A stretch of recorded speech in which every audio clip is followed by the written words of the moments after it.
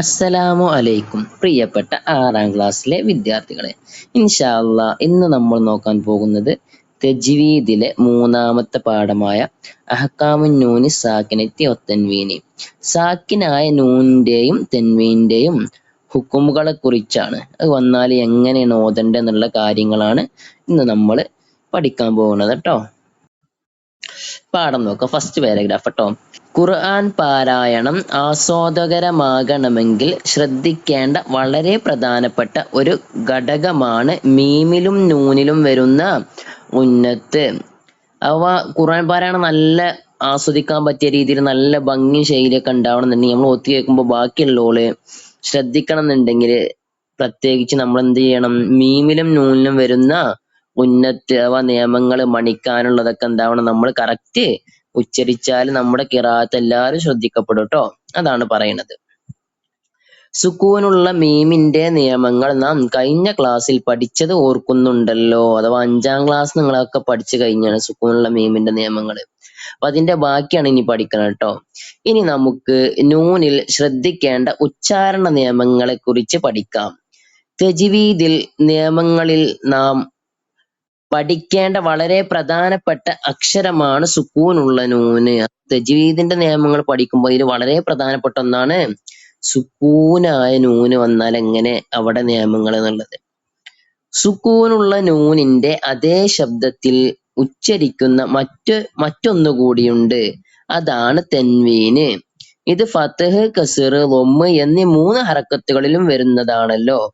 താഴെ കൊടുത്ത അക്ഷരങ്ങൾ വായിച്ച് നോക്കൂ. അപ്പൊ നമുക്ക് മനസ്സിലാവും നൂനിന്റെ അതേ ഉച്ചാരണം തന്നെയാണ് തെൻവീന് വരുമ്പോഴും വരിക. എല്ലാവരും താഴത്തെ ബോക്സുകൾ നോക്കിട്ടോ. ആദ്യം ബഇന്റെ കൂടെ നൂന് വന്നതാണ് വായിക്കണം കേട്ടോ. ബൻ, ബിൻ, ബുൻ. ഈ തെൻവീന് വന്നതാണ് വായിക്കണം. തെൻവീൻ ഫത്ഹ് വന്നതിന്റെ ഉദാഹരണമാണ് ബൻ, ബിൻ, ബുൻ. ഒക്കെ ഒരേ മാതിരിയുള്ള ഉച്ചാരണം വരുന്നത് വല്ല മാറ്റം ഉണ്ടോ?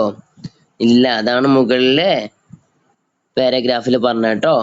സുക്കൂനുള്ള നൂനിന്റെ അതേ ശബ്ദത്തിൽ ഉച്ചരിക്കുന്ന മറ്റൊന്നാണ് തെൻവീന് പറഞ്ഞില്ലേ. അതാണ് ബൻ, ബിൻ, ബുൻ. നൂനായപ്പോ ബൻ, ബിൻ, ബുൻ. വല്ല മാറ്റമുണ്ടോ? ഇല്ല. മുകളിൽ കൊടുത്ത അക്ഷരങ്ങളിൽ നൂനും തെൻവീനും ഉച്ചാരണത്തിൽ ഒരേപോലെയല്ലേ? അല്ലേ? എല്ലാവർക്കും അങ്ങനെ തന്നെയല്ലേ തോന്നിയത് ഒരേപോലെയാണെന്ന്? നൂന് എന്ന അക്ഷരം ഖൈശൂമിൽ നിന്നുള്ള ഉന്നത്തിന്റെ സഹായത്തോടെയാണ് ഉച്ചരിക്കേണ്ടത്. അപ്പൊ ഈ ഖൈശൂം പറഞ്ഞാൽ എവിടെയാന്ന് അറിയോ? ഞാൻ ഒരു ചിത്രം കാണിച്ചു തരട്ടോ. അത് നോക്കി, സ്ക്രീനിൽ നോക്കിയപ്പോ നിങ്ങൾക്ക് ഒരു ചിത്രം കാണാം. ഈ ചിത്രത്തിൽ കാണുന്നതാണ് ഖൈശൂം എന്ന് പറഞ്ഞിട്ടോ. നമ്മളെ നാവ് എന്തേക്കാരം നമ്മൾ മണിക്കണ സമയത്ത് നൂനൊക്കെ ഉച്ചരിക്കണ സമയത്ത് ഈ രൂപത്തിലൊക്കെയാണ് എന്താവുക? ചലിക്കുക. സുക്കൂനുള്ള നൂനിന്റെയും തെൻവീനിന്റെയും ശേഷം വരുന്ന അക്ഷരങ്ങളെ അടിസ്ഥാനപ്പെടുത്തി ഇവയുടെ ഉച്ചാരണത്തിൽ മാറ്റങ്ങൾ ഉണ്ടാവും. അപ്പൊ നമ്മൾ ഉച്ചരിക്കണ സമയത്തൊക്കെ ഒരേമാതിരി നമുക്ക് തോന്നുക, നൂനും തെൻവീനൊക്കെ ഒരേമാതിരി ആയിട്ടാണ് നമുക്ക് തോന്നുക. പക്ഷേ അതിന് ശേഷം വരുന്ന അക്ഷരങ്ങൾക്ക് അനുസരിച്ച് എന്താവും? ഉച്ചാരണത്തില് ചെറിയ രീതിയിലുള്ള മാറ്റങ്ങളൊക്കെ ഉണ്ടാവട്ടെ. ഇൻഷാ അല്ലാഹ് അതൊക്കെ നമുക്ക് വ്യക്തമായിട്ട് വരുന്ന പാഠങ്ങളിലൂടെ പഠിക്കട്ടോ.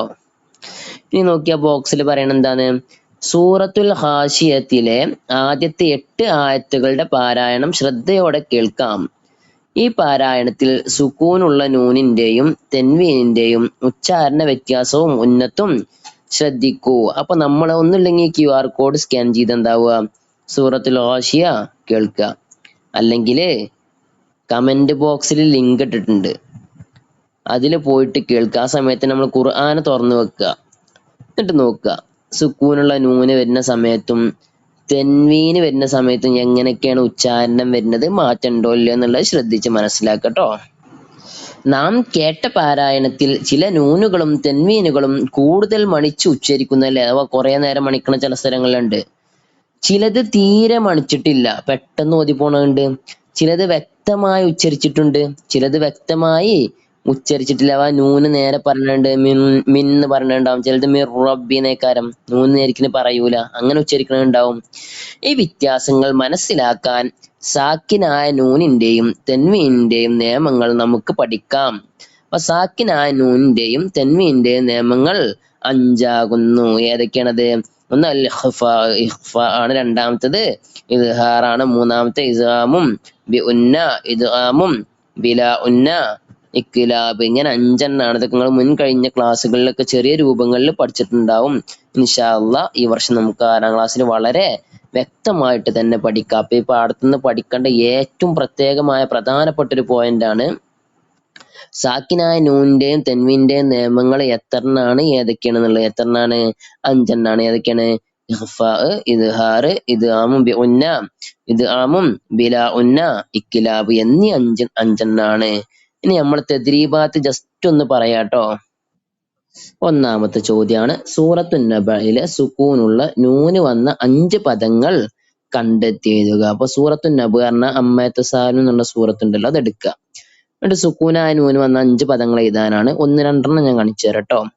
ഇപ്പൊ സ്ക്രീനിൽ ഖുർആന് കാണുന്നുണ്ടാവും. അതില് 14-ാമത്തെ ആയത്ത് വ അൻസൽന, അവിടെ കണ്ടില്ല വ അൻ, അവിടെ 1. പിന്നെ 18-ാമത്തെ ആയത്തില് യൗമ യുൻഫഖു, കണ്ടില്ലോ.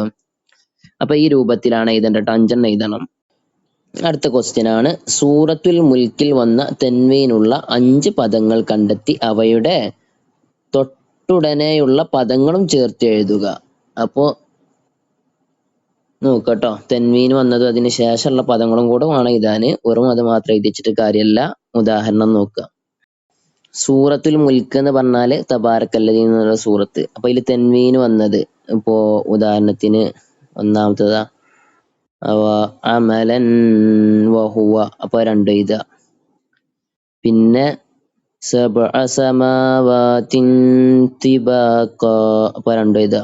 അവിടൊക്കെ തെൻവീൻ ഉണ്ട്. ആ രൂപത്തില് തെൻവീൻ വന്നത് നോക്കി എഴുതുക. അല്ലാഹു സുബ്ഹാനഹു വ തആല നമുക്ക് എല്ലാ കാര്യങ്ങളും നല്ല രൂപത്തിൽ പഠിച്ച് നല്ല ആസ്വാദ്യകരമായ രീതിയിലും ശൈലിയിലും ഒക്കെ ഖുർആൻ പാരായണം ചെയ്യാൻ തൗഫീഖ് നൽകട്ടെ. ആമീൻ. അസ്സലാമു അലൈക്കും.